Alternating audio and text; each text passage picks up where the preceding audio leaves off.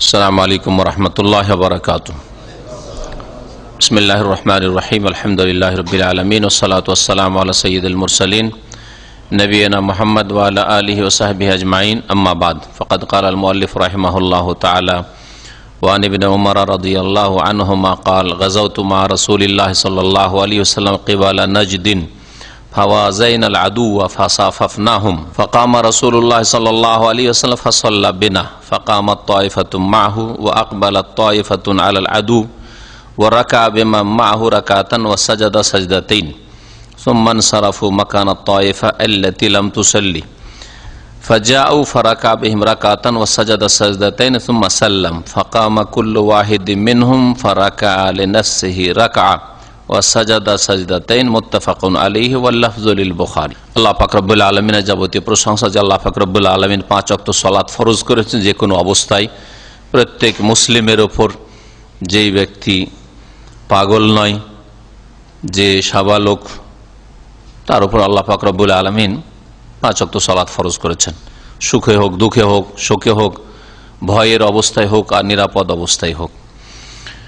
সালাত এবং সালাম নাযিল করেন মুহাম্মদ রাসূলুল্লাহ সাল্লাল্লাহু আলাইহি সাল্লামের পর, যিনি রণক্ষেত্রে জিহাদের ময়দানেও সালাত কাজা করেননি। জিহাদের বাহানায় অজুহাতে সালাতে নামাজে ওয়াক্ত থেকে, সময় থেকে বিলম্ব করেননি। প্রত্যেকটি নামাজ নিজ নিজ ওয়াক্তে আদায় করেছেন। আমাদের বুলুগুল মারামের দর্সের বিষয়বস্তু সালাতুল খৌফ। গত সপ্তাহে সালাতুল খৌফের ভূমিকা এবং একটি হাদিস, যে হাদিসটিতে সবচেয়ে প্রসিদ্ধ যে তরিকা সালাতুল খৌফের রয়েছে যুদ্ধের ময়দানে, তা বর্ণনা করা হয়েছে। আজকে বাকি তরিকাগুলি কয়েকটি বর্ণনা করব হাদিসগুলির আলোকে, আর এর সাথে সংশ্লিষ্ট যেসব মাসাইল রয়েছে সেগুলি যা হাদিসে আসবে এবং সেই হাদিসগুলিতে ইস্তেমবাত হতে পারে সেগুলি পেশ করার চেষ্টা করব। আব্দুল্লাহ বিন উমর রাদিয়াল্লাহু তাআলা আনহুমা থেকে বর্ণিত, তিনি বলছেন, গাযাওতু মা রাসূলিল্লাহ সাল্লাল্লাহু আলাইহি কিবালা নজদিন। রাসূলুল্লাহ সাল্লাল্লাহু আলাইহি ওয়াসাল্লামের সাথে আমি যুদ্ধ করেছি। আল্লাহ পাকের রাস্তায় জিহাদকে গাজওয়া বলা হয়। যুদ্ধ করেছি কিবালা নজদ, নজদের উদ্দেশ্যে, নজদের এলাকায়। নজদ বলা হয় উঁচা জমিকে। আরব ভূমির উঁচা এলাকা, হেজাজের পরে, মক্কা মদিনার পরে যখন আপনি কাসিমের দিক থেকে বেরিয়ে আসবেন, 500 কিলোমিটার কাছাকাছি কাসিম শুরু হয়ে যাচ্ছে। এই এলাকা থেকে শুরু করে রিয়াজ, বর্তমান রিয়াজের এলাকা আর রিয়াজের আশেপাশের এলাকা, রিয়াজ, কাসিম থেকে রিয়াজ আসতে যতগুলি শহর রয়েছে, মাজমা হোক, জুলফি হোক আর সাকরা হোক, আরো যেসব শহরগুলি রয়েছে, এক কথায় ছোটখাটো, এই সমস্ত এলাকা, এমনকি ইরাক পর্যন্ত, পূর্ব দিকে ইরাক পর্যন্ত, এসব এলাকা মক্কা মদিনার এলাকার তুলনায়, যাকে পুরাতন ভাষায় হেজাজ বলা, হেজাজের তুলনায় উঁচু এলাকা। আর প্রত্যেক উঁচা এলাকাকে, উঁচা জমিনকে নজদ বলা হয়। যেমন আমাদের দেশে উঁচা এলাকাগুলিকে বরিন্দ্র বলা হয়, হ্যাঁ, আঞ্চলিক ভাষায় বরিন্দা জমি বলা হয়। যেসব এলাকায় বানবন্যা উঠে না, গোটা এলাকা সব ডুবে গেছে, হয়তো দেশ ডুবে গেছে, কিন্তু উঁচা যেগুলো বরিন্দ্র এলাকা সেগুলো উঁচা হয়ে আছে, পানি উঠে নেই। নজদের এলাকায় যুদ্ধ করতে আমরা এসেছিলাম রাসূলুল্লাহ সাল্লাল্লাহু আলাইহি ওয়াসাল্লামের সাথে। সেটা মদিনা থেকে পূর্ব দিকে কাসিম এলাকার কোন এক এলাকায় হবে। ফাওয়াজাইনাল আদুভ, আর আমরা মুখোমুখি হইলাম শত্রুর। শত্রু মানে কাফের। কোরআন হাদিসের ভাষায় শত্রু হচ্ছে কাফের। দুনিয়ার জন্য, দুনিয়ার স্বার্থের জন্য কারো সাথে দ্বন্দ্ব রয়েছে, শত্রুতা রয়েছে, সে দিন ইসলামের পরিভাষায় শত্রু নয়। ফাসাফাফনাহুম, এবং তাদের সামনে আমরা সারিবদ্ধ হইলাম, কাতার লাগাইলাম, মানে সারিবদ্ধ হইলাম।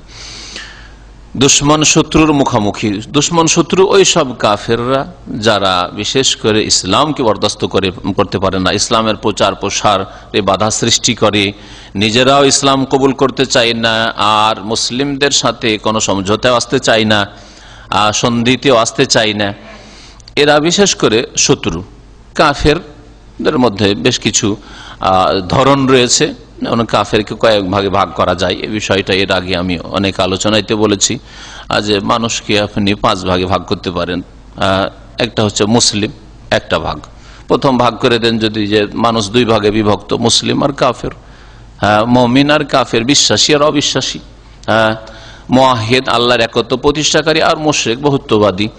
আর যারা কাফের মুশরিক, যারা আল্লাহ পাকের বিধান বিশ্বাস করে না, বিধানের বাস্তবায়ন করে না, বিধানের স্বীকৃতি দেয় না, কাফের এরা কয়েক ভাগে বিভক্ত হইতে পারে। কাফের জিম্মি হইতে পারে, কাফের মুআহাদ হইতে পারে, কাফের মুস্তামান হইতে পারে, কাফের হারবি হইতে পারে। বিশেষ করে যেই কাফের হারবি তারা হচ্ছে শত্রু।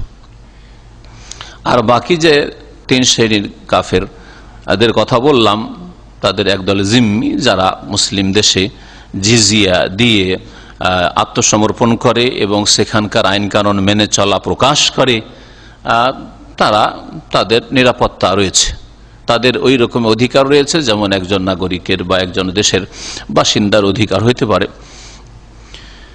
আর তারপরে একদল হচ্ছে মুআহাদ, দেশের বাইরে আছে, মুসলিম দেশের বাইরে রয়েছে, ইসলামিক স্টেটের বাইরে রয়েছে, কিন্তু তাদের সাথে চুক্তি রয়েছে, মুআহাদ, চুক্তিতে আবদ্ধ, চুক্তি যে আমরা তোমাদের ক্ষতি করবো না, তোমরা আমাদের ক্ষতি করবে না, আমরা তোমাদের বিরুদ্ধে ষড়যন্ত্র করবো না, করবে না, আমরা করবো না, তোমরাও করবে না, এই রকমের চুক্তি, মুআহাদ, চুক্তিতে আবদ্ধ।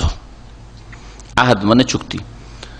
আর একটি দল বললাম মুস্তামান, মানে যাদেরকে নিরাপত্তা দেওয়া হয়েছে, আমন দেওয়া হয়েছে, দেশে ভিসা দিয়ে, আজকালকার যেমন মুসলিম দেশে ভিসা দিয়ে দেওয়া হয়েছে, কাজের জন্য হোক আর ভিজিটের জন্য হোক, ট্যুরের জন্য হোক, ভিসা দেওয়া হয়েছে, তাদেরকে নিরাপত্তা দেওয়া হয়েছে। কেউ যদি আশ্রয় গ্রহণ করে নিরাপত্তা চায়, তাহলে আল্লাহ পাক নিরাপত্তা দিতে বলেছেন, ওয়াইন আহাদুম মিনাল মুশরিকিন ইস্তাজারাক ফাআজিরহু হাত্তা ইয়াসমা কালামাল্লাহ সুম্মা আবলিগহু মা'মানহু। ওয়াইন আহাদুম মিনাল মুশরিকিন, যদি মুশরিকদের কেউ ইস্তাজারাক, হে নবী মুহাম্মদ সাল্লাল্লাহু আলাইহি ওয়াসাল্লাম, তোমার কাছে আশ্রয় কামনা করে, নিরাপত্তা কামনা করে, ইস্তাজারাক মানে ইস্তামানাক, তোমার কাছে নিরাপত্তা কামনা করে, ফাআজিরহু, তাকে, ফাআমিনহু, তাকে নিরাপত্তা দান করে দাও, নিরাপত্তা দাও, শান্তিতে থাকতে চায়, আমাকে নিরাপত্তা দান করুন, আমার জানমালের ইজ্জত আবরুর হেফাজতের ব্যবস্থা করুন, নিরাপত্তা দেন।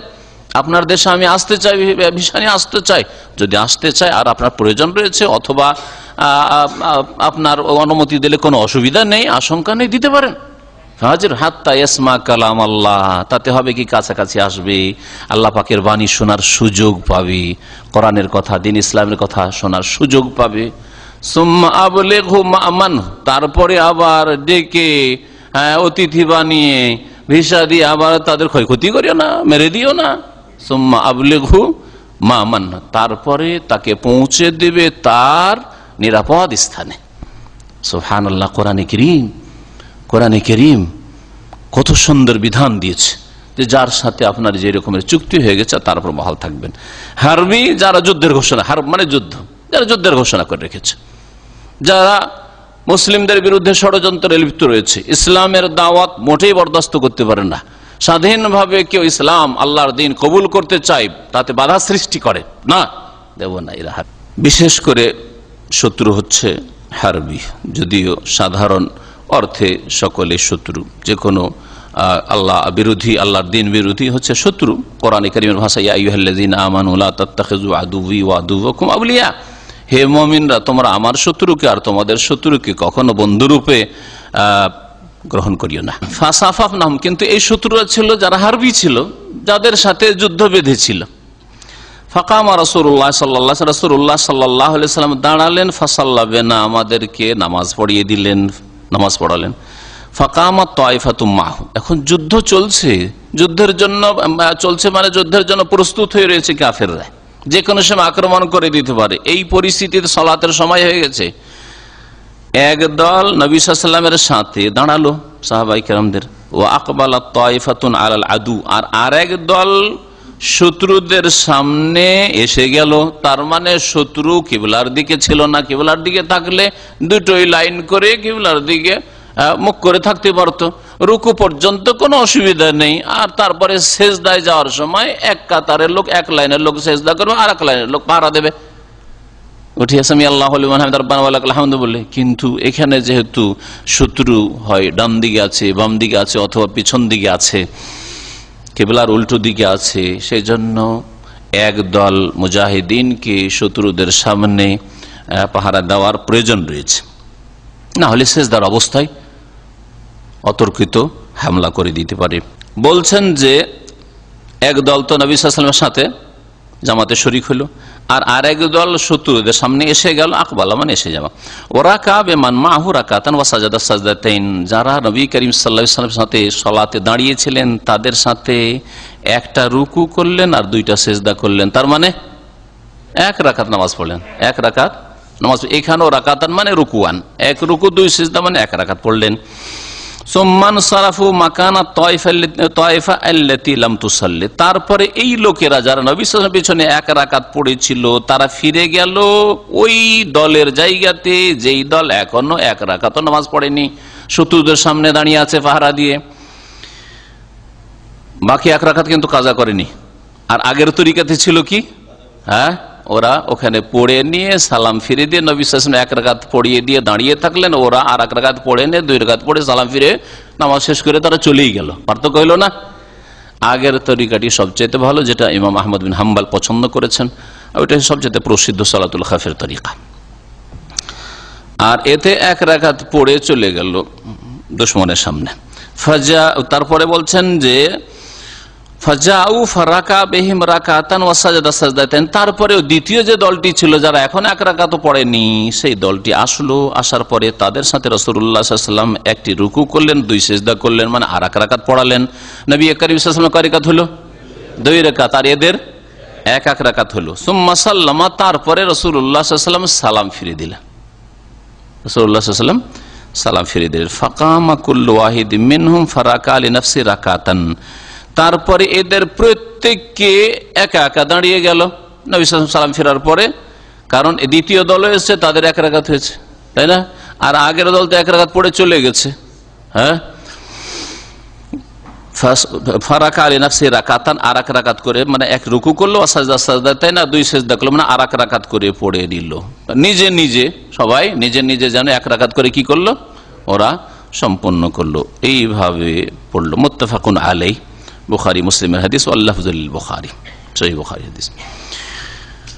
এই তরিকা সম্পর্কে ভাষ্যকার বলছেন যে এটি হচ্ছে দ্বিতীয় পদ্ধতি নামাজ পড়ার। আসিফাতুস সানিয়া মিন সালাতুল খৌফ, সালাতুল খৌফের দ্বিতীয় পদ্ধতি আহাদুল আওজু আসিত্তা আল মাশহুরা, প্রসিদ্ধ 6টি অথবা 7টি। আর গত সপ্তাহে বলেছিলাম যে সুনানে আবু দাউদে সবচেয়ে বেশি সুন্দর করে তরিকাগুলি একত্রিত হয়েছে, ওই হাদিসগুলি সংকলিত হয়েছে। তো এটা হচ্ছে দ্বিতীয় তরিকা। ওয়া হাদিসু হাযা ফিস সাহিহাইন, আর এই হাদিস সহিহাইন বুখারী মুসলিমে রয়েছে, শব্দগুলি যদিও বাক্যগুলি বুখারীর। আর বর্ণনাকারী নিজেই স্বয়ং জিহাদের ময়দানে ছিলেন আব্দুল্লাহ বিন উমর রাদিয়াল্লাহু তাআলা আনহুমা। এই হাদিসের খোলাসা সারমর্ম সম্পর্কে বলছেন যে এর তরিকা হচ্ছে সিফাতু হাযিহিস সালাহ, এই সালাতের তরিকা হচ্ছে আইয়াজা আলাল ইমামুন নাসা তায়েফাতাইন, ইমাম তার সাথী সঙ্গীদেরকে, মুজাহিদিনদেরকে দুই ভাগে বিভক্ত করে দেবে। তায়েফাতুন তাহরুসু তিজাহাল আদু, এক দল দুশমনের সামনে পাহারা দেবে। ও তায়েফাতুন তুসাল্লি মাহু, আরেক দল নবী সাল্লাল্লাহু আলাইহি ওয়াসাল্লামের সাথে নামাজ পড়েছে, তার মানে আমিরের সাথে নামাজ পড়বে। ফায়ুসাল্লি বিতায়েফাতিল উলা রাকাতান ওয়া সাজদাতাইন, প্রথম দলকে একটি রুকু দুই সিজদা মানে এক রাকাত পড়িয়ে দিবে। সুম্মা তামজি, তারপরে চলে যাবে ইলা জিহাতিল আদু, দুশমনের দিকে, লিল হারাসা, পাহারা দেওয়ার জন্য। বেদুন ইতমামে সালাতে, নামাজ কিন্তু পুরা করবে না, এক রাকাত পড়েই চলে গেছে। সুম্মা তাতি তায়েফাতুস সানিয়া, দ্বিতীয় দল আসবে যারা এক রাকাত এখনো পড়েনি ইমামের সাথে। ফায়ুসাল্লি বিহিল ইমাম ওয়া রাকাতান ওয়া সাজদাতাইন, এক রাকাত ইমাম তাদেরকে নামাজ পড়ে, তাশাহুদ পড়বে। ওয়া ইউসাল্লিমু ওয়াহদাহু লিতামামে সালাতে, যেহেতু ইমামের দুই রাকাত নামাজ সম্পূর্ণ হয়ে গেছে আর কসরের দূরত্বেও আছে। সাধারণত কসরের দূরত্বে জিহাদের ময়দান থাকে একমাত্র এই ওহদ আর খন্দকের যুদ্ধ ছাড়া, বাকি সবগুলি দূরের জিহাদ ছিল কসরের দূরত্বে। তো তাশাহুদ পড়বে আর একা সালাম ফিরে দেবে ইমাম। সুম্মা তাউদ হাযিহি তায়েফা ইলা মাকানে হারাসাতে বেদুনে সালাম, দ্বিতীয় দলটিও সালাম ফিরবে না, আবার পাহারার জায়গায় চলে যাবে। আগের দলটি যেহেতু এক রাকাত পড়ে, সুম্মা তাতি তায়েফাতুল উলা ইলা মাকানে আউয়াল, ওই প্রথম দলটি যে এক রাকাত পড়ে চলে গেছে তার আবার ফিরে আসবে, আসার পরে ওয়া তুসাল্লি ফি মাকানে তাকরিল মাশি, আর তারা এখন নামাজ পড়া শুরু করবে এক রাকাত করে। এক রাকাত পড়েছিল, এক রাকাত যে বাকি আছে ওরা পড়বে। ফাতুতিম্মু সলাতা ওয়াহদাহা, সব এক একই নামাজ পড়বে। যেমন নামাজ মসবুক কাজা করে, মসবুক আমরা ওটা কাজা বলি। কাজা আসলে শরীয়তের ভাষা অন্য জিনিস। কাজা কোনটাকে বলে? কাজা হচ্ছে নামাজের ওয়াক্ত যদি পার হয়ে যায়, ওইটা হচ্ছে শরীয়তের ভাষায় কাদা। আর নামাজের টাইম আছে, আর টাইমে যদি কেউ বিলম্ব করে পড়ে, মসবুক 2 রাকাতে আমার সাথে পেলো, বাকির 2 রাকাত পেলো না, আমাদের দেশীয় ভাষা ওটা কি বলছি? 2 রাকাত আমি বাকি কাজা করলাম। এটাকে আসলে কাজা, এটা দেশি ভাষায় কাজা, আরবি ভাষায় এটা কাজা বলে, এটাকে আদা বলা হয়। আদাই করলেন আপনি। যদি আপনি মসবুক মানে ইমামের সাথ ধরতে পারেননি, ইমাম থেকে পিছিয়ে যাওয়া লোক, ফজিলত কম পেলেন, নেকি কম পেলেন। আর যদি অবহেলা করে গাফিলতিতে আপনি এরকম মজবুক হন, তো গুনাহগারও হলেন। দ্বিতীয় দলটি যে 1 রাকাত পড়ে গিয়েছিল, সুম্মা তাতে তায়েফাতুসসানি, দ্বিতীয় দল আছে, ফাতুনিমু সালাতা ওয়াহদাহা, একা তারা, প্রথম দল 2 রাকাত পড়া হয়ে গেছে, 1 রাকাত নবী সাল্লাল্লাহু আলাইহি ওয়াসাল্লামের সাথে বা ইমামের সাথে, যে ইমাম থাকবে তাদের সাথে, আর 1 রাকাত একা পুরা করলো। আবার ওরা পাহারা দেওয়া শুরু করবে, এরা তখন বাকি 1 রাকাত পড়বে। লিআন্নাহুম লাম ইয়াদখুলু মাআল ইমাম ফি আউয়ালিস সালাত, ইমামের সাথে শুরুতে তারা নামাজে লাগেনি, তো শেষ ইমামের 2য় রাকাত ছিল আর ওদের প্রথম রাকাত ছিল, 1 রাকাত পড়ে গেছে। বাকি আর 1 রাকাত পড়ে তারা একা নামাজ পুরা করে সালাম ফিরবে। এই তরিকাতে বলছেন যে এতে হরকত, নড়া চড়া, যাওয়া আসা, এতে খুব বেশি, কাসীরা, খুব বেশি। ওয়ালাইসা ফিহা তামামুল ইক্তিদা বিল ইমাম, ইমামের সাথে পুরোপুরি ইক্তিদা, অনুসরণ হয় না। ইমাম সালাম ফিরল, এরা কিন্তু সালাম না ফিরিয়ে চলে, 1 রাকাত পড়ে সালাম না ফিরিয়ে চলে গেল, ঠিক না? ফাসিফাতুল উল আফজাল মিনহা, সেই জন্য প্রথম তরিকা যেটি সালেহ বিন খাওয়াত প্রখ্যাত তাবী সাহাল ইবনে আবি হাতমা রাদিয়াল্লাহু তাআলা আনহু থেকে বর্ণনা করেছেন, ওইটি সবচেয়ে উত্তম। প্রথমটি ইমাম আহমদ রহমতুল্লাহ আলাইহি পছন্দ করেছেন। আর এই যে আব্দুল্লাহ বিন উমর রাদিয়াল্লাহু তাআলা আনহুর সহিহ বুখারী মুসলিমের হাদিস রয়েছে, এটা হানাফি মাযহাবের উলামারা পছন্দ করেছেন। এই তরিকাটি যেটি এখন আমাদের সামনে, এটা হানাফি উলামারা পছন্দ করেছে। আমাদের কাছে সবগুলি জায়েজ, যতগুলি রাসূলুল্লাহ সাল্লাল্লাহু আলাইহি ওয়াসাল্লাম থেকে সহিহ সনদে প্রমাণিত, সবগুলি জায়েজ। জায়েজ তাদের কাছে, শুধু উত্তম আর অনুত্তম কোনটা বেশি উত্তম হবে, কোনটা বেশি পছন্দনীয়, এইটাই শুধু ইখতিলাফ রয়েছে এই বিষয়ে। ওয়ান জাবির রাদিয়াল্লাহু আনহু قال شهدت مع رسول الله صلى الله عليه وسلم صلاة الخوف فصففنا صفين، صف خلف رسول الله صلى الله عليه وسلم والعدو بيننا وبين القبلة، فكبر النبي صلى الله عليه وسلم وكبرنا جميعا، ثم ركع وركعنا جميعا، ثم رفع رأسه من الركوع ورفعنا جميعا، ثم انحدر بالسجود والصف الذي يليه، وقام الصف المؤخر في نهر العدو، فلما قضى السجود قام الصف الذي يليه فذكر الحديث. وفي رواية ثم سجد وسجد معه الصف الأول، فلما قاموا سجد الصف الثاني، ثم تأخر الصف الأول وتقدم الصف الثاني، وذكر مثله. وفي آخره ثم سلم النبي صلى الله عليه وسلم وسلمنا جميعا، رواه مسلم. ولأبي داود عن أبي عياش الزرقي مثله وزاد إنها كانت بعصفان। লম্বা হাদিস জাবের রাদিয়াল্লাহু তাআলা আনহু থেকে বর্ণিত। এটি হচ্ছে তৃতীয় তরিকা সালাতুল খাউফের, জিহাদের ময়দানে নামাজ পড়ার। আর এতে শত্রু কিবলার দিকে রয়েছে, কিবলার দিকে সামনেই শত্রু রয়েছে, তখন কেমন করে নামাজ পড়বেন? জাবের রাদিয়াল্লাহু তাআলা আনহু থেকে বর্ণিত, তিনি বলছেন শাহিদতু মা রাসূলিল্লাহ সাল্লাল্লাহু আলাইহি ওয়াসাল্লাম সালাতুল খাউফ, আমি উপস্থিত হয়েছিলাম রাসূলুল্লাহ সাল্লাল্লাহু আলাইহি ওয়াসাল্লামের সাথে সালাতুল খাউফে, ভয় ভীতির নামাজে। ফাসাফাফনা সাফাইন, আমরা 2 লাইন লাগাইলাম, 2টি কাতার লাগাইলাম। সাফুন খালফা রাসূলিল্লাহ, একটা কাতার, একটা লাইন ছিল রাসূলুল্লাহ সাল্লাল্লাহু আলাইহি ওয়াসাল্লামের পেছনে কাছাকাছি, আর একটি লাইন দ্বিতীয় লাইন ছিল, মানে পাশাপাশি 2 লাইন, যেমন মুসল্লিরা মসজিদে দাঁড়ায় বা যে কোনো যায় নামাজের জন্য দাঁড়ায় 2 কাতার।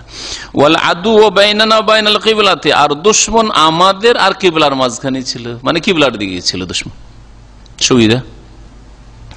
ফাকাব্বারান নবী সাল্লাল্লাহু আলাইহি ওয়াসাল্লাম ওয়া কাব্বারনা জামিয়ান, তখন নবী সাল্লাল্লাহু আলাইহি ওয়াসাল্লাম তাকবীরে তাহরিম আল্লাহু আকবার নামাজ শুরু করলেন, আমরা সকলেই তাকবীর বললাম। তাহলে 2 লাইন, মুসল্লি মুক্তাদি সকলে একসাথে তাকবীর দেবে আর নামাজ শুরু করবে ইমামের পিছনে। সুম্মা রাকা ওয়া রাকানা জামিয়ান, নবী সাল্লাল্লাহু আলাইহি ওয়াসাল্লাম রুকু করলেন, আমরা সকলেই রুকু করলাম। রুকু পর্যন্ত অসুবিধা নেই, সামনের দিক থেকে যদি আক্রমণ করে আসে তো রুকু করলো, টের পাবেন, বুঝতে পারবেন যে সামনের দিক থেকে আসছে শত্রু, কাছাকাছি আসার আগে সেই সময় নামাজ ছেড়ে দেওয়া জায়েজ হবে শত্রুকে প্রতিহত করার জন্য।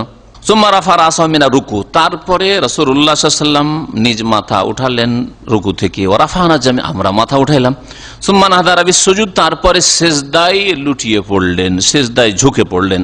ওয়াসাফুল্লাযী, এখন সেজদায় যদি সবাই পড়ে যান তো মুসিবত হয়ে যেতে পারে। হ্যাঁ, দুশমন আক্রমণ করতে পারে। আর সেই যুগের কাফের মুশরিকদের কমান্ডার খালিদ বিন ওয়ালিদ এই চান্স নিয়েই ছিল যে আরে আমরা শুনেছি যে মুহাম্মদ সাল্লাল্লাহু আলাইহি সাল্লাম আর তার সাথী সঙ্গী মুসলিমদের কাছে সবচেয়ে প্রিয় নামাজ রয়েছে, জীবন চলে গেল এই নামাজ ছাড়বে না, সুতরাং যেমনই তারা সেজদায় যাবে তেমনই আমরা আক্রমণ করে দেব। জোহরের নামাজটা হাত ছাড়া হয়ে গেছিল, পারেনি। আসরের নামাজ তাদের কাছে সবচেয়ে প্রিয় নামাজ, তাদের সলাতুল উস্তা, এই নামাজ কখনো ছাড়বে না। সুতরাং ওরা চান্স নিয়েছিল। নবী সাল্লাল্লাহু আলাইহি ওয়াসাল্লামের কাছে খবর পৌঁছেছে যে ওরা কিন্তু আসরের নামাজে হামলা করবে, এই প্রস্তুতি নিয়ে আছে। নবী করিম সাল্লাল্লাহু আলাইহি ওয়াসাল্লামের জীবনের প্রথম সালাতুল খৌফ শুরু হয় এই যুদ্ধে। উসফান নামক এলাকা, যেটি মক্কাতুল মুকাররমা থেকে 80 কিলোমিটার দূরে।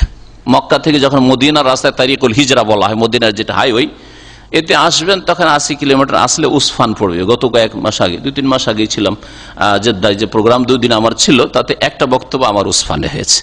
এই উসফানে প্রথম সালাতুল খৌফের বিধান নাজিল হয়। বলছেন যে নবী করিম সাল্লাল্লাহু আলাইহি ওয়াসাল্লাম সেজদায় ঝুঁকে গেলেন, ওয়াসাফুল্লাযী ইয়ালি, আর ওই কাতারের লোক সেজদায় পড়লেন যেই কাতারটা নবী সাল্লাল্লাহু আলাইহি ওয়াসাল্লামের কাছাকাছি ছিল, মানে প্রথম কাতারের লোক। ওয়াকামা সাফুল মুআখার ফি নাহরিল আদু, আর পেছনের কাতারের লোকগুলি দুশমনের সামনে দাঁড়িয়ে থাকলো।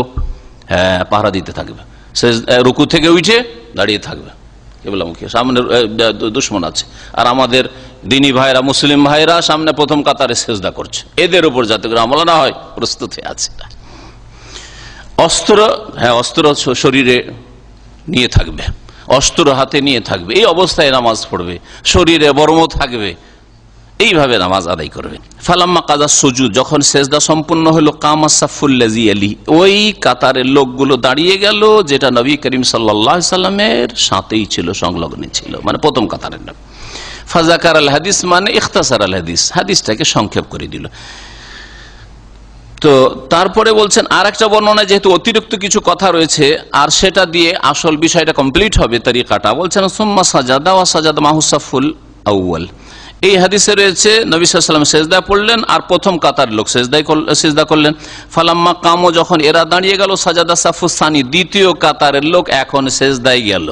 প্রথম লাইন দাঁড়িয়ে এখন সেজদা করার পরে আর দ্বিতীয় লাইনের লোকেরা সেজদায় পড়লো।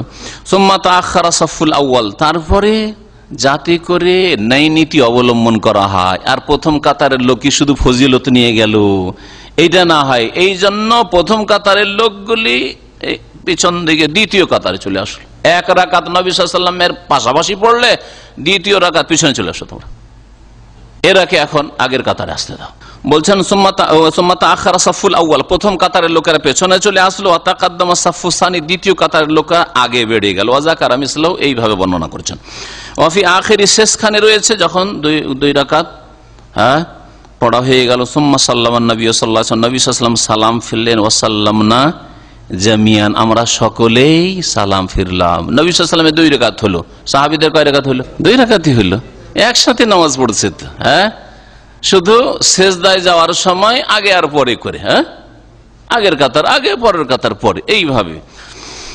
রাওয়াহু মুসলিম, হাদিস সহিহ মুসলিমের। ওয়ালি আবু দাউদ আবু আইয়াস জোরাকি থেকে এইরকমই বর্ণনা করা হয়েছে। আর ওতে অতিরিক্ত একটা বাক্য রয়েছে, তাতে বর্ণনা করা হয়েছে যে এই ঘটনাটি কোথাকার ছিল। ওয়াজাদা ইন্নাহা কানাত বিউসফান, এই ঘটনাটি ঘটেছিল এই সালাতুল খৌফের উসফান নামক স্থানে।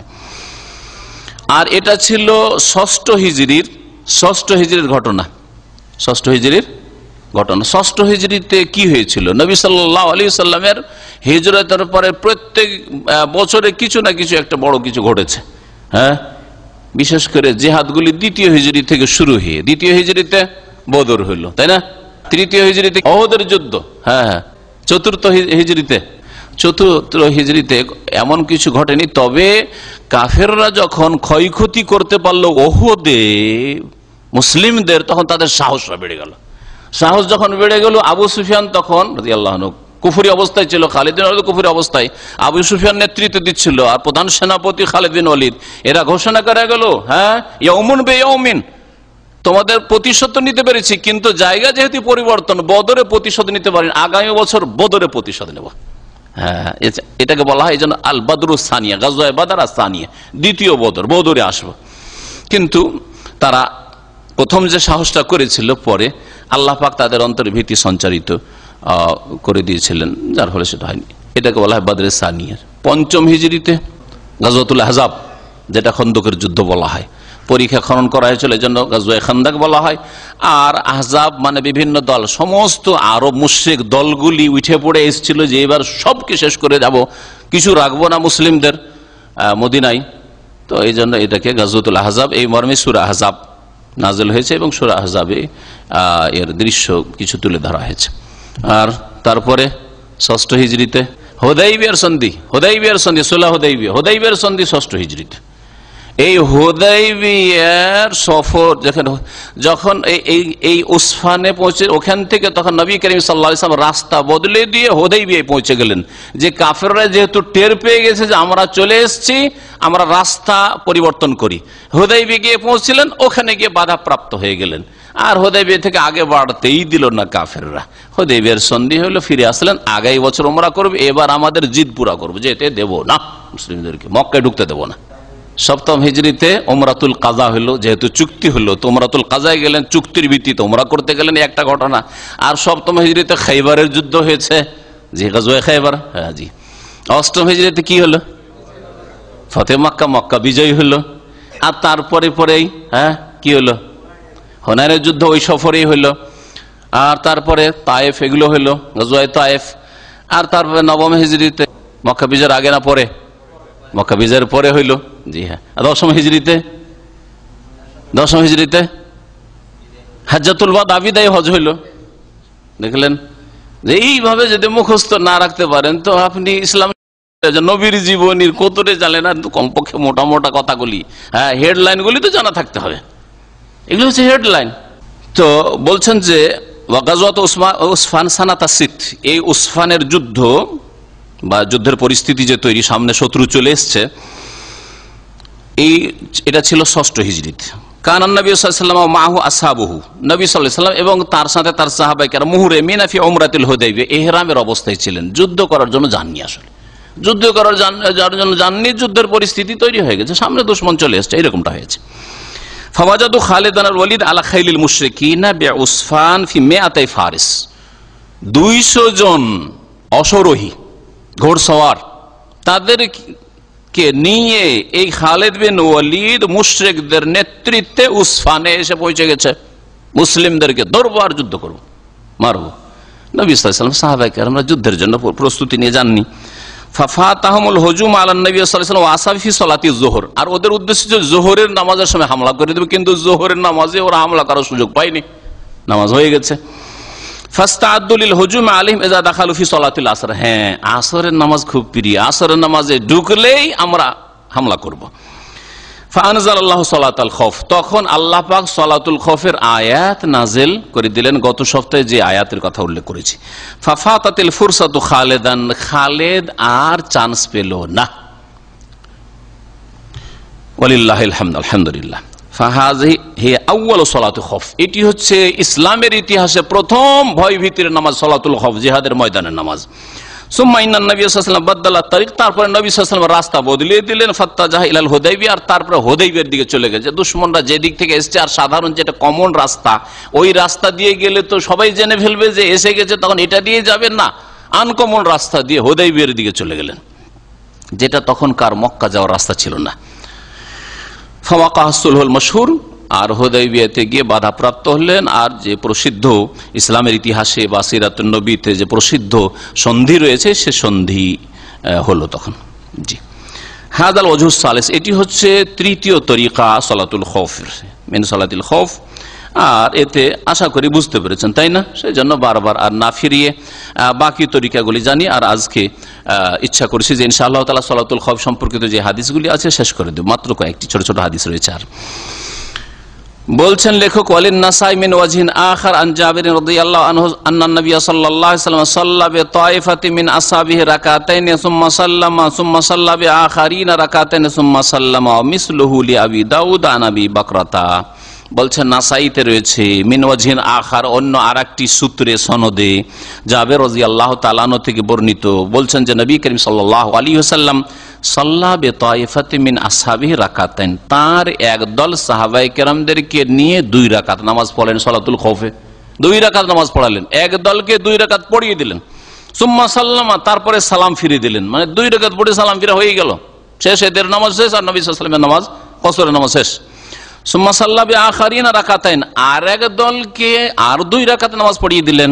সুম্মা সাল্লামা, তারপরে সালাম ফিরলেন। তরিকা সহজ, তাই না? তাহলে মুক্তাদিদের 2 রাকাত কসরের নামাজ হলো, নবী করিম সাল্লাল্লাহু আলাইহি সাল্লামের 2 রাকাত পড়ে সালাম ফিরলেন, আবার 2 রাকাত পড়ে সালাম ফিরলেন, 4 রাকাত হলো। কি পুরা নামাজ হলো না ডবল নামাজ হলো? 2 বার নামাজ পড়লেন, ডবল নামাজ পড়লেন। ডবল নামাজ যদি কোন মুসল্লি পড়ে তো শরীয়তের বিধান হচ্ছে প্রথম নামাজটি হবে ফরজ আর দ্বিতীয় নামাজটি হবে নফল। জি, যেমন মুআয ইবনে জাবাল রাদিয়াল্লাহু তাআলা নবী করিম সাল্লাল্লাহু আলাইহি ওয়াসাল্লামের পেছনে সহিহ বুখারী হাদিস রয়েছে, এশার নামাজ পড়তেন, প্রথমটি হয়তো তার ফরজ, আর তারপরে তার গোত্রের মসজিদে গিয়ে তার গোত্রের লোকেরা ধরলো যে আপনি আমাদের মধ্যে বেশি আলেম আর জ্ঞানী গুণী মানুষ, কোরআনের পণ্ডিত, দ্বীনের পণ্ডিত, আপনার আর ইমামতিতে আমরা নামাজ পড়বো। তখন তিনি বলেন, আমি এই 1000 গুণ ফজিলত আর রাসূলুল্লাহ সাল্লাল্লাহু আলাইহি ওয়াসাল্লামের সোহবত আর রাসূলুল্লাহ সাল্লাল্লাহু আলাইহি ওয়াসাল্লামের পেছনে নামাজ পড়া, এই ফজিলত আমি ছাড়বো না। যদি একান্ত পড়তেই হয় আমার পেছনে নামাজ, তো অপেক্ষা করো, আমি মসজিদ নববীতে নামাজ পড়ে আসি, তারপরে তোমাদেরকে এসে নামাজ পড়াবো। তো প্রথম নামাজটি মুআয ইবনে জাবালের কি হইতো? ফরজ হইতো, আর দ্বিতীয়টিতে নফল তার হইতো। নফলের পিছনে মুক্তাদিরা কি পড়তেন? হ্যাঁ, ফরজ পড়তেন। তাহলে নফলের পিছনে ফরজ পড়া জায়েজের একটি দলিল মুআয ইবনে জাবালের ঘটনা, আর একটি দলিল স্বয়ং আমল রাসূলুল্লাহ সাল্লাল্লাহু আলাইহি ওয়াসাল্লামের এই হাদিস যে রাসূলুল্লাহ সাল্লাল্লাহু আলাইহি ওয়াসাল্লাম এক দলকে 2 রাকাত পড়িয়ে দেন, ফরজ আদায় হলো, তারপরে দ্বিতীয়বারে নফল পড়ছেন আর মুক্তাদি দ্বিতীয় দল ফরজ নামাজ পড়ছে। সুতরাং ইক্তেদাউল মুফতারিজ বিল মুতানাফিল, নফল আদায়কারীর পেছনে ফরজের ইক্তেদা করা জায়েজ বা শরীয়ত সম্মত, এতে কোনো অসুবিধা নেই। কিন্তু মযহাবধারীরা অনেকে এই হুকুমটি মানে না, আর তারা বিভিন্ন রকমের এই যে তাওয়িল আর এই সেই করে যে নিয়তে পার্থক্য হয়ে গেল। নিয়তে পার্থক্য হলে কোনো যায় আসে না, যেখানে আমাদের কাছে শরীয়তে দলিল রয়েছে, দলিল রয়েছে। জি, অমিসলহুলি আবি দাউদ, আর এই রকমই আবু দাউদ, এই তরিকাটি আবু দাউদেও রয়েছে, সুনানে আবি দাউদে, কিন্তু সাহাবীর নাম হচ্ছে আলাদা, বর্ণনাকারী হচ্ছেন আবু বকর রাদিয়াল্লাহু তাআলা আনহু। জি, এটাও ঘটনা জাতুর রেকার ছিল। এর আগে জাতুর রেকার প্রথম হাদিসটি ছিল, হ্যাঁ, জাতুর রেকার। তাহলে জাতুর রেকা আর প্রথম তরিকা আলাদা, এই তরিকা আলাদা। এই তরিকাতে 2 রাকাত করে নবী সাল্লাল্লাহু আলাইহি ওয়াসাল্লাম নামাজ পড়িয়ে দিয়েছেন, তাই না? আর ওতে কিন্তু এরকম নাই, হ্যাঁ, ঠিক না? তাহলে একই এই জিহাদের ময়দানে 2 রকম তরিকার নামাজ কেমন করে সমন্বয় করবেন? সমন্বয় হচ্ছে যে সেই জিহাদের ময়দানে একাধিক নামাজ পড়েছেন, এক ফরজে ওই তরিকায় পড়া হয়েছে, প্রথম তরিকা যেটি গত সপ্তাহে আলোচিত হয়েছে, আর আরেক নামাজের সময় এইভাবে পড়িয়েছেন। আর যেসব তরিকায় নবী করিম সাল্লাল্লাহু আলাইহি ওয়াসাল্লাম পড়েছেন সেই সব তরিকার যে কোনো তরিকা আপনি ইখতিয়ার করতে পারেন, অবলম্বন করতে পারেন। বলছেন ভাষ্যকার যে এই হাদিস সহিহ, কারণ হাদিস ফাল হাদিস ফি সাহিহাইন বিহাযাল লাফযে ওয়া জিয়াদাতুন মুফাসসারা, এই হাদিস শুধু আবু দাউদ নাসাঈতে না, সাহিহাইন সহিহ বুখারী মুসলিমে রয়েছে। তাতে রয়েছে জাবের রাদিয়াল্লাহু তাআলা বর্ণিত, কাল কুন্না মান নবী সাল্লাল্লাহু আলাইহি জাতির রেকা, আমরা নবী সাল্লাল্লাহু আলাইহি ওয়াসাল্লাম জাতুর রেকায় ছিলাম। ওয়া উকিমাতিস সালাতু, আর নামাজের ইকামত হয়ে গেল। ফাসাল্লা বিতাইফাতিন রাকাতাইন, এক দলকে 2 রাকাত পড়িয়ে দিলেন। সুম্মা তাআখারু, তারপরে তারা পেছনে চলে গেল। ওয়াসাল্লা বিতাইফাতিল উখরা রাকাতাইন, আর এক দলকে 2 রাকাত পড়িয়ে দিলেন। ফাকালানিন নবী আরবা, নবী করিম সাল্লাল্লাহু আলাইহি ওয়াসাল্লামের 4 রাকাত হয়। ওয়ালিল কওমে রাকাতানে, আর নবী সাল্লাল্লাহু আলাইহি ওয়াসাল্লামের সাথী সঙ্গীরা 2 রাকাত করে পড়েছে। মুত্তাফাকুন আলাইহি, বুখারী মুসলিমের হাদিস। হাযা হুয়াল ওয়াজহুর রাবি, এটা হচ্ছে চতুর্থ তরিকা। যে তরিকাগুলি বুলুগুল মারামে আলোচনা হইল সেগুলির মধ্যে চতুর্থ তরিকা।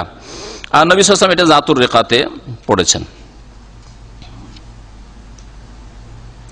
নবী সাল্লাল্লাহু আলাইহি ওয়াসাল্লাম পড়েছেন সুম্মা ফাকানা লিন-নবী 4 রাকাত বিসালামাইন, নবী সাল্লাল্লাহু আলাইহি ওয়াসাল্লাম 4 রাকাত পড়েছেন 2 সালামে।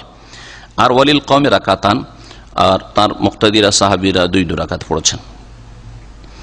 এতেও নামাজ কসর, পুরো নামাজ নয়। কিন্তু আসসালাতু মাকসুরা, লাকিন লিন-নবী সাল্লাল্লাহু আলাইহি ওয়াসাল্লাম আল-উলা ফারদান, নবী সাল্লাল্লাহু আলাইহি ওয়াসাল্লামের প্রথমটি ছিল ফরজ, আদাহা নাফলান, আর তারপরে দ্বিতীয়টা ছিল নফল। জি, এইভাবে নবী সাল্লাল্লাহু আলাইহি ওয়াসাল্লাম নামাজ পড়েছেন সালাতুল খৌফের। তারপরে দেখুন, ওয়ান হুযায়ফা রাদিয়াল্লাহু আনহু আন্না নবী সাল্লাল্লাহু আলাইহি ওয়াসাল্লাম সাল্লা সালাতাল খৌফ বিহাউলাই রাকাতান ওয়া বিহাউলাই রাকাতান ওয়া লাম ইয়াকদু। হুযায়ফা রাদিয়াল্লাহু তাআলা আনহু থেকে বর্ণিত, তিনি বলছেন যে নবী করিম সাল্লাল্লাহু আলাইহি ওয়াসাল্লাম সালাতুল খৌফের সালাত আদায় করলেন বিহাউলাই রাকাতান, এই দলকে নিয়ে এক রাকাত, ওয়া বিহাউলাই রাকাতান, আর এক দলকে নিয়ে এক রাকাত, মানে এক রাকাত করে নামাজ পড়লেন। এক দলকে এক রাকাত, আর এক দলকে এক রাকাত।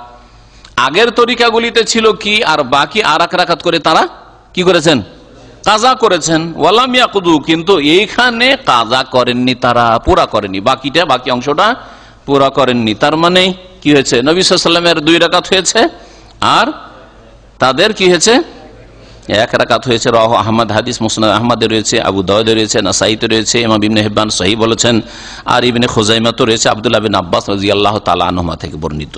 জি, হাদিস হচ্ছে সহিহ। ফাহাযিহিল আহাদিস তাদুল্লু আলা আন্না মিন সালাতিল খৌফি আল ইখতিসারু আলা রাকাতিন লিকুল্লি তাইফা। এই হাদিস প্রমাণ করে যে সালাতুল খৌফে 1 রাকাতে ক্ষান্ত করা বৈধ, 1 রাকাতে ক্ষান্ত করা বৈধ। যেখানে হাদিস সহিহ, তাহলে এই হাদিস থেকে ইস্তেমবাত হয় যে মাসলা, সেটা হচ্ছে যে সালাতুল খৌফে যদি এরকম হয় তাহলে 1 রাকাতও যদি পড়ে নাই তাহলে ফরজ আদায় হয়ে যাবে। বিষয়টা ইখতিলাফ। একদল বলছেন না, সংখ্যা কমানো যাবে না। এর সমর্থনে আরেকটি হাদিস সামনে আসছে, কিন্তু হাদিসটি যায়ীফ। ওয়ান ইবনে উমর রাদিয়াল্লাহু আনহুমা ক্বালা রাসূলুল্লাহ সাল্লাল্লাহু আলাইহি ওয়াসাল্লাম সালাতুল খাউফি রাকাতুন আলা আইয়ি ওয়াজহিন কানা। আব্দুল্লাহ বিন উমর রাদিয়াল্লাহু আনহুমা থেকে বর্ণিত, তিনি বলছেন রাসূলুল্লাহ সাল্লাল্লাহু আলাইহি ওয়াসাল্লাম বলেছেন সালাতুল খাউফ, ভয় ভীতির সালাত হচ্ছে, নামাজ হচ্ছে রাকা, 1 রাকাত, মানে 1 রাকাতই ফরজ। আলা আইয়ি ওয়াজহিন কানা, যে কোনো তরিকাতে হোক না কেন, যে কোনো নিয়ম পদ্ধতিতে 1 রাকাত যদি আদায় করে দেয় তাহলে ফরজ কাঁধ থেকে নেমে গেল। এই হচ্ছে হাদিসের অর্থ। রাহুল বাজ্জার, হাদিস মুসনাদে বাজ্জারে রয়েছে, বিইসনাদিন দাঈফিন। হাফেজ ইবনে হাজার রাহমাতুল্লাহ আলাইহি বলছেন বুলুগুল মারামে যে এর সনদ হচ্ছে দুর্বল। ভাষ্যকার শেখ আল বাসসাম বলছেন আল হাদিসু দাঈফুন, এই হাদিস দুর্বল। কালা শাফি, ইমাম শাফি বলছেন লা ইয়াসবুত, হাদিস প্রমাণিত নাই। কামা কালাল মুআল্লিফ, যেমন লেখক হাফেজ ইবনে হাজার বলেছেন। ওয়া তাবিয়াহু শাওকানি, ইমাম শাওকানি বলেছেন যে হাদিস প্রমাণিত নয়। ওয়াকাল হাইসামি, ইমাম হাইসামি বলছেন ফিহে ইবনুল বাইলামানি, এতে একজন ইবনুল বাইলামানি রয়েছে, ওয়া হুয়া দাঈফুন, সেই বর্ণনাকারী দুর্বল, সুতরাং হাদিস হচ্ছে দুর্বল। এই হাদিসের প্রয়োজন নেই যদি আগের হাদিস সহিহ থাকে। সালাতুল খৌফ সম্পর্কে আর কিছু মাসাইল যা উলামারা উল্লেখ করেছেন, এখানে উল্লেখ করে দিই কিছু সময়। হাদিস শেষের দিকে একটি মাত্র আর হাদিস বাকি রয়েছে। বলছেন সালাতুল খৌফ কোরআন এবং হাদিস দ্বারা প্রমাণিত, আর সাহাবাই কেরামদের ইজমা দ্বারা প্রমাণিত, মানে এর দলিল কোরআনে কারীমে রয়েছে আয়াত, আর রাসূলুল্লাহ সাল্লাল্লাহু আলাইহি ওয়াসাল্লামের হাদিস রয়েছে বেশ কিছু হাদিস, আর সাহাবাই কেরামদের এর উপর ইজমা ঐক্যমত রয়েছে। ওয়াজমা আল মুসলিমুন আলা জাওয়াজিহা, সমস্ত মুসলিম ওলামাদের ঐক্যমত ইজমা রয়েছে যে সালাতুল খৌফ জায়েজ ভয় ভীতির সময়। ফাহিয়া মাশরুআতুন ইলা আবাদিদ দাহর, আর এটা কোনো একটা সীমিত পিরিয়ডের জন্য নয়, কিয়ামত পর্যন্ত এই শরীয়তের বিধান অব্যাহত থাকবে। তাজুজু সালাতুল খৌফ আলা জামিল আওজুহিস সাবিতা, আর যত তরিকা নবী সাল্লাল্লাহু আলাইহি ওয়াসাল্লাম বর্ণিত সালাতুল খৌফ সম্পর্কে যে কোনো তরিকাতে নামাজ পড়া যেতে পারে। হাযা কাউল আম্মাতিস সালাফ, এটা হচ্ছে সালাফে সালেহিনদের সাধারণ কথা, সকলে তারা এইভাবে বলেছেন। ওয়াল ইমাম আহমদ ইউজাউযু জামিআল ওয়ারিদ, ইমাম আহমদ বলছেন যে যতগুলি বর্ণিত রয়েছে তরিকা সবগুলি দিয়ে জায়েজ রয়েছে। অমিসলুহু ফুকাহুল হাদিস, এই রকমই ফুকাহে মুহাদ্দিসিন, হাদিসের যারা পণ্ডিত এবং তারা ফুকাহা, তারাও এই মতই পোষণ করেছেন। ইমাম ইবনুল কাইয়িম রাহমাতুল্লাহ আলাইহি বলছেন সাহাত সালাতুল খৌফ আনিন নবী সাল্লাল্লাহু আলাইহি ওয়াসাল্লাম ফি আরবাতি মাওয়াজি, নবী সাল্লাল্লাহু আলাইহি ওয়াসাল্লাম থেকে সহিহ সূত্রে প্রমাণিত যে নবী সাল্লাল্লাহু আলাইহি ওয়াসাল্লাম 4টি স্থানে সালাতুল খৌফ পড়েছেন। জাতুর রেকাই পড়েছেন, বাতনে নখলে পড়েছেন, আর পড়েছেন উসমানে, আর চতুর্থ জায়গা হচ্ছে জি কারদ, যেটাকে গাজওয়াতুল গাবা বলা হয়। এই 4টি জায়গায় নবী করিম সাল্লাল্লাহু আলাইহি ওয়াসাল্লাম থেকে সালাতুল খৌফ পড়া প্রমাণিত। এর মধ্যে প্রথম সালাতুল খৌফের বিধান নাজিল হয় কোথায়? উসফানে, জি, মক্কার কাছাকাছি। আর একটি তরিকা শুনে নেন, যখন যুদ্ধ কোন রকম বন্ধ হচ্ছে না, চলতি আছে, জোহরের সময় সুযোগ পায়, যুদ্ধ চলতে আছে, আসরের সময় চলে যাচ্ছে, যুদ্ধ চলতে আছে, মাগরিব হয়ে যাবে, মনে হচ্ছে যুদ্ধই বন্ধ হবে না, তাহলে কি করবেন? এতগুলি যে তরিকা আসলে সবগুলিতে দুশ্মন হয় পেছনে আছে, ডানে আছে, বামে আছে, না হয় কিবলার দিকে সামনে আছে, তাই না? কিন্তু এখনো যুদ্ধ শুরু হয়নি, যুদ্ধ শুরু হয়নি, আশঙ্কা আছে যে আক্রমণ করে দিতে পারে, কিন্তু যুদ্ধ চলছে, অস্ত্র চলছে, ওই অবস্থায় কি করবেন? এই বিষয়ে আল্লাহ মুবারক রহমতুল্লাহ আলাইহি বলছেন, আম্মা ইযা তালাহামাল ফারিকান, দুই দল যখন একেবারে যুদ্ধে লিপ্ত, ওয়া উতরিকাতিল বানাদিক ওয়াল মাদাফি, আর যখন অস্ত্র শস্ত্র চলতে আছে, গোলা বর্ষণ হতে আছে, ওয়া দাব্বাতিদ দাব্বাবাত ওয়াল মুদাররাত, যত অস্ত্রের ব্যবহার হয়ে থাকে, সমস্ত অস্ত্র উপর থেকে নিচে থেকে সমস্ত রকমের অস্ত্র ব্যবহার হচ্ছে, এই সময় ফালাইসা ইযাকা সূরাতুন মাখসুসা লিসালাতিল খাউফ, তখন বিশেষ কোন পদ্ধতি সালাতুল খাউফের নেই, যার জন্য যেমন ভাবে সালাত আদায় করো তেমন ভাবে আদায় করবে।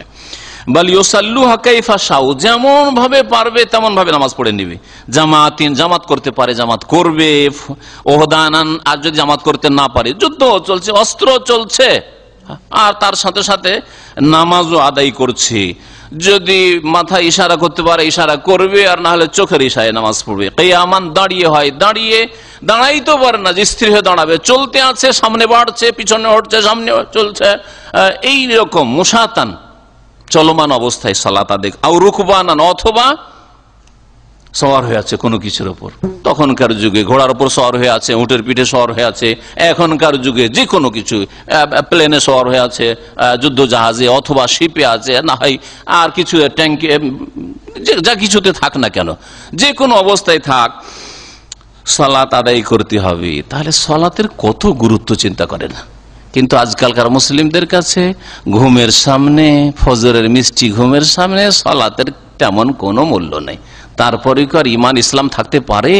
তারপরে কি আর মুনাফিকি মুক্ত হইতে পারে? আর তারপরে কি আযাবে ইলাহি দূর হইতে পারে? তারপরে কি মুসলিম উম্মতের বালা মুসিবত দূর হইতে পারে? আর তারপরে কাফেরদের গোলামির যে মালা পরে আছে মুসলিম উম্মাহ, এই মালা কি খুলে ফেলতে পারে? থাকতেই হবে, গোলামি করতে হবে কাফেরদের। যদি এই নামাজের হেফাজত না করে, যে নামাজের হেফাজত রাসূলুল্লাহ সাল্লাল্লাহু আলাইহি ওয়াসাল্লাম এইরকম পরিস্থিতিতে জিহাদের ময়দানে করেছেন, আর দ্বীন ইসলামের বিধান হচ্ছে যে কোনো অবস্থায় নামাজ পড়ে যতক্ষণ পর্যন্ত আপনার হুঁশ আছে, তাহলে আপনি চিন্তা করুন, এমনকি টাইম পার করা যাবে না, যে অসুবিধা নেই, যুদ্ধটা সেরে নি, আর রাত্রে গিয়ে তো যুদ্ধ বন্ধ হবে, জোহর আসর মাগরিব এশা একসাথে 4 ওয়াক্ত পড়ে নেব। আর আমাদের দেশের এক শ্রেণীর মানুষরা হাটে যায়, হাট করে আসে, জোহর গেল, আসর গেল, মাগরিব গেছে, এশা গেছে, রাত 9টা 10টায় হাট থেকে এসে, আর তাও কুরবানির গরু কিনতে গেছে, নেকি সওয়াবের কাছে গেছে, কুরবানির খাসি কিনতে গেছে, এই মৌসুমে কোরবানি কাছে আসছে, হ্যাঁ, কোরবানির গরু আর খাসি কিনতে গেছে, আর আসার পরে ভদ্রলোক জোহর আসর মাগরিব এশা এত কিসের নামাজ? ভাই আজকে গেছিলাম গরু কিনতে কুরবানি, আর নামাজ পড়ার টাইম পাইনি। লা হাওলা ওয়ালা কুওয়াতা ইল্লা বিল্লাহ। হয় জাহেল আর না হলে মুনাফিক, দুটোর একটা, মূর্খ, দিন জানে না, আর না হলে জেনে শুনে যদি এরকম করে তো অবশ্যই তার অন্তরে নেফাক রয়েছে। আমি কিছু অফিসারদেরকে চিনি দেশের, তারা 5 ওয়াক্ত নামাজ পড়ে, কিন্তু বুঝি অফিসে নামাজ পড়বো, পরিবেশ নেই নামাজ পড়ার, ইমান দুর্বল, পরিবেশ লাগে নাকি নামাজ পড়ার জন্য। যুদ্ধের ময়দানে পরিবেশ আছে, রাসূলুল্লাহ সাল্লাল্লাহু আলাইহি ওয়াসাল্লামের সাহাবায়ে কেরামদের, এদের অফিসে যেহেতু হিন্দুদের পাশে আসে অথবা খ্রিস্টানদের ইহুদিদের পাশে একসাথে অফিস করছে, সেজন্য ওখানে পরিবেশ নেই নামাজ পড়ার। আউযুবিল্লাহ, পরিবেশ নেই। আর স্টেশন, রেল স্টেশন আবার পরিবেশ আছে নামাজ পড়ার, এইরকম ধারণা। আর বাস স্ট্যান্ডে কেমন করে নামাজ পড়বো, আর এয়ারপোর্টে কেমন করে নামাজ পড়বো, প্লেনে কেমন করে নামাজ পড়বো, এইরকম যদি চিন্তাধারা থাকে তো নামাজ আবার কিসের? নামাজের যখন পরিস্থিতি লাগে, জিহাদের ময়দানে নামাজ পড়ছেন, আর আপনার এই পরিস্থিতি হয় না, এই সব জায়গায় নামাজ পড়তে পারেন না অফিসে। আমি সেই অফিসারদের অনেককে দেখেছি রাত্রে অনেক লম্বা নামাজ পড়ছে, আমাদের এশার নামাজ পড়া হয়ে গেছে, ছাত্র জীবনে দেখতাম এরকম কিছু অফিসারদেরকে। জোহর পড়লো, আসর, মাগরিব, এশা, এত লম্বা নামাজ। আমি কি রে, এখনই তাহাজ্জুদ পড়ছে রাত 10টায় নাকি? রাত 10টাতে 9টায় তাহাজ্জুদ পড়ছে নাকি? আর মসজিদ আবার তাহাজ্জুদ। তো জিজ্ঞেস করলাম কি ব্যাপার, নামাজ কিসের এত লম্বা নামাজ পড়ছেন? বলছে আমি অফিস করি, আর অফিসে জোহরও পড়তে পারি না, আসরও পড়তে পারি না, মাগরিব এশা সব একটানে একসাথে, 4 ওয়াক্ত একসাথে। নামাজ কবুল হবে নাকি? কখন নামাজ কবুল হবে? ভারত খুব বড় দেশ, ট্রেনে সফর করে কলকাতা থেকে, বা যদি আসাম থেকে বিশেষ করে শুরু করে বোম্বাই সফর করে তো 60 ঘন্টার সফর, 60 ঘন্টা।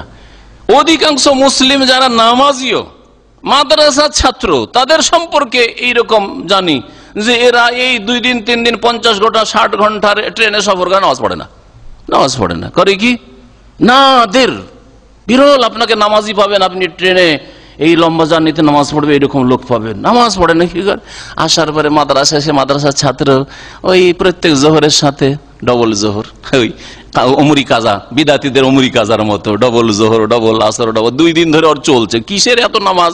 বলছে যে ওই যে রাস্তাতে আসলাম 50 ঘন্টা 40 ঘন্টা, আমি কলকাতা থেকে অথবা আসাম গুয়াহাটি থেকে দিল্লি সফর করে আসলাম, নামাজ এক তো বড়ি নাই, তুই সব নামাজ ডবল নামাজ পড়ছে, নামাজ কবুল হবে? খেল তামাশা, কখনো নামাজ কবুল হবে না। ওই জাহেল মূর্খ, দিন ইসলাম আর নামাজের বিধিবিধান জানে না, জামাতের গুরুত্ব জানে না, আর না হইলে অন্তরে নেফাক রয়েছে, ইমানের কমজোরি রয়েছে। আল্লাহ যেন হিদায়াত দান করেন। এইরকমই বলছেন যে মিসলু আল খায়েফ আল হারেব মিন আদু, ধরেন বিপর্যয়, হেরে যাচ্ছেন জিহাদের ময়দানে আর পলাতক অবস্থা, পালাচ্ছেন, জান নিয়ে পালাতে, কোন রকম বাঁচা, নিজেকে বাঁচতে হবে, পালাচ্ছেন আর নামাজে রক্ত চলে যাচ্ছে, কি করবেন? ওই পালাইতে বাড়িতে নামাজ পড়তে হবে। বলছেন যে যেই ব্যক্তি ভয়ে ভীত, আল হারেব মিন আদু, আর দুশ্মনের ভয়ে পালাচ্ছে, অথবা এইরকম আরেকটি মাসলা রয়েছে যে কেউ আরাফার দিন এমন ভিড়ে পড়েছে আরাফার মাঠে ঢুকতে পারে না, বা আসছে যে কোন রকম করে আরাফাটা ধরেনি, আশেপাশের লোক এরকম হজ করে, মক্কার লোক হজ করে, এরকম জেদ্দার লোক, তাইফের লোক, আশেপাশের লোকগুলি অনেকে এরকম হজ করে, আগেও করেছে, এখনো হয়তো করে। এখন তো বাস টাসের হয়তো বা গাড়িতে আসছে, এরকম গাড়ি জামে পড়েছে, কিন্তু আগের যুগে তো আর জামের ব্যাপার সবার না, হেঁটে আসছে। কিন্তু এখন দেখছে যদি আমি নামাজ পড়ি তাহলে সূর্য ডুবে যাবে, বা সূর্য ডুবলেও তো আরাফার ওয়াজিব টাইম শেষ হয়ে যায়, কিন্তু তারপর তার চলবে। সূর্য ডুবিয়ে দিয়ে বেরোতে, সূর্য ডুবানো ওয়াজিব, দিনে থাকেন অথবা রাতে থাকেন, সহি বিধান। রাতেও যদি থাকেন না, ও দেখতে পাচ্ছে যে আমি কোন রকম করে আরাফায় যেতে যেতে যদি আমি এখানে রাস্তায় নামাজ পড়ি, এশার নামাজ পড়ি, তাহলে কি হবে? ফজর হয়ে যাবে। আর ফজর হয়ে গেলে আরাফায় অবস্থানের কমের পক্ষে যেটুকু টাইমের প্রয়োজন ছিল, যে 1 2 মিনিট কমপক্ষে আরাফাতে ঢুকে যাও ফজর আগে, সেটাও পাবো না, তাহলে হজ হলো না। আল হাজ্জু আরাফা, আল হাজ্জু আরাফা, হজ হচ্ছে আরাফার নাম। তো এইরকম যদি পরিস্থিতি থাকে, এগুলি হচ্ছে কেমন এমার্জেন্সি অবস্থা, তাই না? যা আমাকে এত কষ্ট করে এসছি আর এই 10 মিনিট 5 মিনিটের জন্য হজটা পাবো না, এইরকমও যদি থাকে, তাহলে কি করতে হবে? হাঁটতে থাকুক, আরাফার উদ্দেশ্যে হাঁটছে, দৌড় দিচ্ছে, নামাজ পড়ছে, দুশ্মন থেকে জান বাঁচাবার জন্য পালাচ্ছে আর নামাজ পড়ছে, এইরকম নামাজ আদায় করতে। ফাইন্দ বলছেন যে এইভাবে কালা শেখ ইজালাম ইয়াবকা মিন ওয়াক্তিল ওকুফ ইল্লা মিকদারা যিহাবিহি, শুধু এতটুকু টাইম আছে যে কোন রকম এই টাইমটা কন্টিনিউ যদি চলতে থাকে, দৌড়তে থাকে, আরাফায় গিয়ে ঢুকতে পারবে। ফাইন্না ইউসাল্লিহা সালাতা খায়েফিন, তাহলে সালাতুল খাউফের মতো হাঁটবে, দৌড়বে আর নামাজ পড়বে। ও হামাসিন, হাঁটতে হাঁটতে নামাজ পড়বে। আর রাকিবিন, অথবা বাহনে চড়ে আছে আর ওই অবস্থায় নামাজ পড়বে। আল্লাহ পাক রব্বুল আলামিন সালাতুল খাউফের অবস্থায় অস্ত্র নামিয়ে রাখতে, শরীর থেকে সরিয়ে রাখতে নিষেধ করেছেন। আল্লাহ বলছেন ওয়ালিয়াখুযু আসলিহাতাহুম। ওই আয়াত, সালাতুল খাউফের আয়াতের একটা অংশ হচ্ছে যে তারা যেন নিজের আসলেহা, অস্ত্র শস্ত্রগুলি নিজে ধারণ করে থাকে, আপনার হাতে নাগালে থাকে, হাতে থাকে, শরীরে থাকে, হ্যাঁ, যে কোনো সময় আপনি নিয়ে প্রস্তুত হইতে পারবেন, 1 মিনিটও লাগবে না, 10-20 সেকেন্ডের মধ্যে আপনি প্রস্তুত করে দিতে পারবেন। এইরকম প্রস্তুতি নিয়ে জিহাদের ময়দানের সালাত আদায় করতে হবে।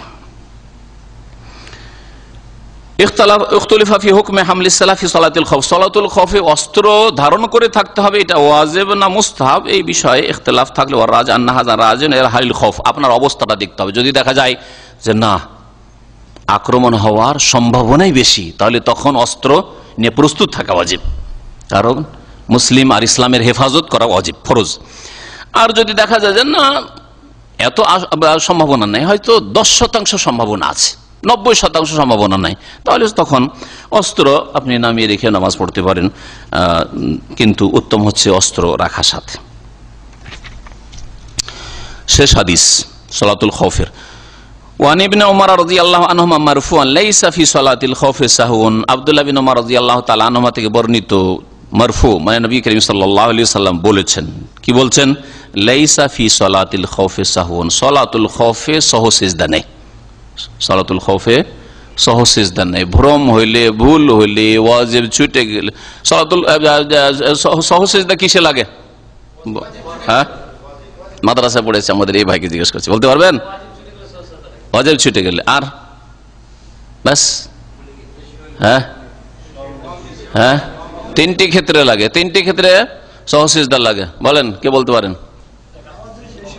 বেশি হলে, কম হলে, মানে ওয়াজিব কম হয়ে গেল, ওয়াজিব ছুটে গেল, এইটা হচ্ছে ওয়াজিব ছুটে। আর সন্দেহ হইলে, শাক, এজা শাক্কা আহাদুকুম ফি সালাতিহি, যদি সন্দেহ হয় 3 পড়লাম না 4 পড়লাম, এইরকম যদি সন্দেহ হয়, তাশাহুদটা পড়লাম কি পড়লাম না সন্দেহ হচ্ছে। সলাতুল খৌফে সহসিজদা নেই। আখরাজাহু দারকুতনি, হাদিসটি ইমাম দারকুতনি সংকলন করেছেন বিইসনাদিন যায়িফিন, কিন্তু সনদ হচ্ছে যায়িফ, দুর্বল, হাদিস হচ্ছে যায়িফ। ইমাম দারকুতনির সাথে সাথে ইবনে হিব্বানও যায়িফ বলেছেন। এই হাদিস যখন যায়িফ, সুতরাং এখান থেকে মাসলা ইস্তেমবাতের কোনো প্রয়োজন নেই। তাহলে এটা দলিল হইতে পারে না যে সলাতুল খৌফে সহসিজদা নেই, না, সহসিজদা নেই আমরা ধরবো না, কারণ হাদিস যায়িফ। কিছু কিছু ওলামারা বলছেন যে যেহেতু সহসিজদার চাইতে গুরুত্বপূর্ণ বিষয়গুলি সলাতুল খৌফে মাফ আছে, ডিসকাউন্ট আছে। হ্যাঁ, 2 রাকাত কমপক্ষে কসরে, সেখানে 1 রাকাতের বৈধতার যখন সেই হাদিস রয়েছে, তারপরে রুকনের ক্ষেত্রেও ছাড় রয়েছে। অনেক রুকন ছুটে যাচ্ছে, তারপরেও হ্যাঁ, রুকন হচ্ছে দাঁড়াতে পারছেন না, হ্যাঁ, এইরকম বিভিন্ন রুকন ছুটে যাচ্ছে, ইতমিনান ইত্যাদি, তারপরে আরো যে সব জিনিস রয়েছে, অনেক কিছু ছুটে যাচ্ছে। সুতরাং সহসিজদা যদি ছেড়েও দেয়, সহ হয়েছে, হয়তো ভুল হয়েছে আর বা সন্দেহ হয়েছে, কিন্তু সহসিজদা যদি না করে তবে কোনো অসুবিধা নাই। কিন্তু যদি সহসিজদা করায় কোনো অসুবিধা না থাকে, দুশ্মনের আশঙ্কা হামলার না থাকে, তাহলে সহসিজদা। সাধারণ নামাজে যেমন সহসিজদা রয়েছে, তেমনি সলাতুল খৌফে সহসিজদা রয়েছে। এখান থেকে আমরা এই মাসলা ইস্তেমবাত করব যে সহসিজদা রয়েছে, কারণ আমাদের সামনে যে হাদিস রয়েছে যে সহসিজদা সলাতুল খৌফে নেই, সেই হাদিসটা আমাদের কাছে যায়িফ, সহিহ নয়। আল্লাহু আ'লাম ওয়া সাল্লাল্লাহু আলা নবিয়িনা মুহাম্মদ ওয়া আলা আলিহি ওয়া সাহবিহি আজমাইন।